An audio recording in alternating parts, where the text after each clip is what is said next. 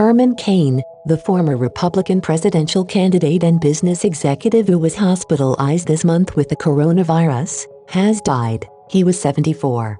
His death was announced Thursday on his website and social media accounts. Early this month, he said he had been hospitalized in the Atlanta area.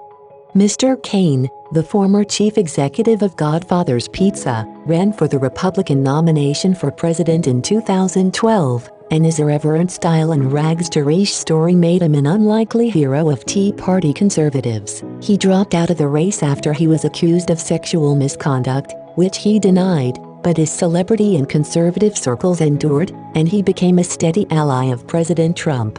Mr. Cain tested positive for the virus on June 29 and went to the hospital 2 days later.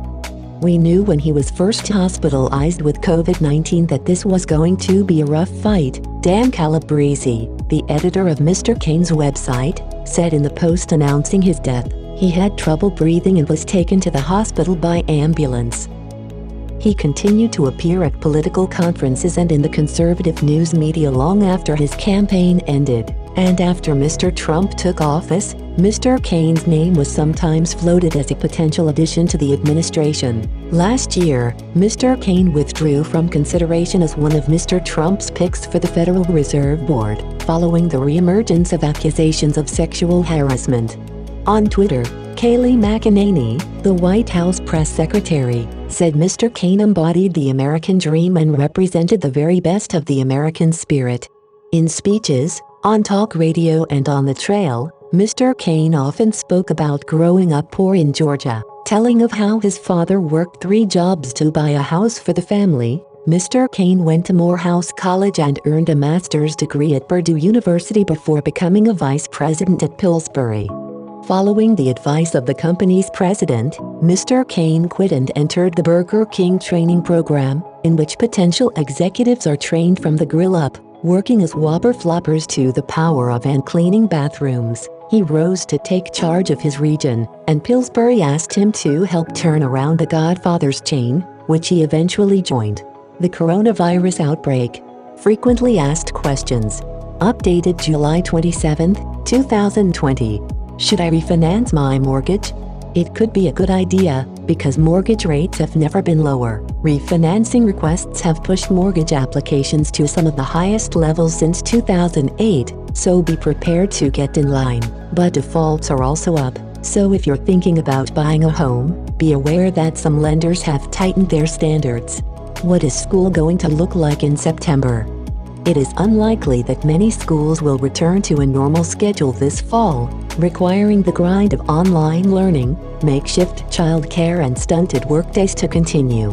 California's 2 largest public school districts, Los Angeles and San Diego, said on July 13 that instruction will be remote only in the fall, citing concerns that surging coronavirus infections in their areas pose too dire a risk for students and teachers. Together, the 2 districts enroll some 825,000 students. They are the largest in the country so far to abandon plans for even a partial physical return to classrooms when they reopen in August. For other districts, the solution won't be an all-or-nothing approach. Many systems, including the nation's largest, New York City, are devising hybrid plans that involve spending some days in classrooms and other days online. There's no national policy on this yet, so check with your municipal school system regularly to see what is happening in your community. Is the coronavirus airborne? The coronavirus can stay aloft for hours in tiny droplets in stagnant air, infecting people as they inhale. Mounting scientific evidence suggests this risk is highest in crowded indoor spaces with poor ventilation, and may help explain super-spreading events reported in meatpacking plants, churches and restaurants. It's unclear how often the virus is spread via these tiny droplets, or aerosols, compared with larger droplets that are expelled when a sick person coughs or sneezes, or transmitted through contact with contaminated surfaces, said Lindsay Marr, an aerosol expert at Virginia Tech.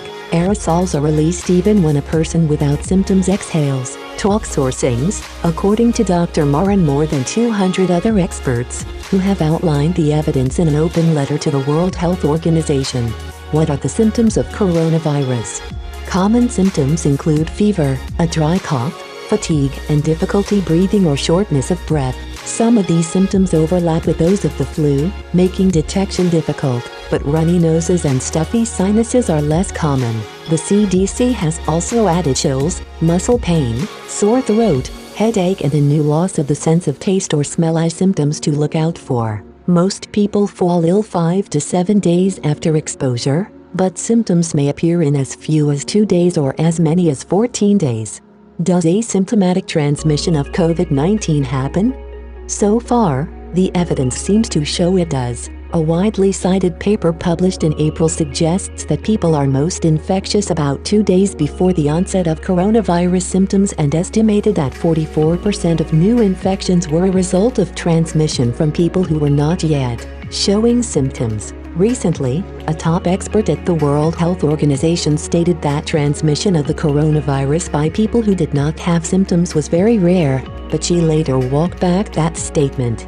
One of his first brushes with national fame came in 1994, when he challenged President Bill Clinton on his health care legislation during a televised town hall-style meeting.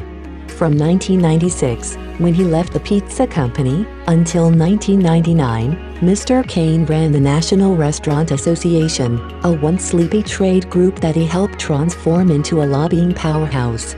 In a 2011 interview with the New York Times Magazine, Mr. Cain said he became a Republican after a black man at a restaurant yelled out, "Black Republicans? There's no such thing."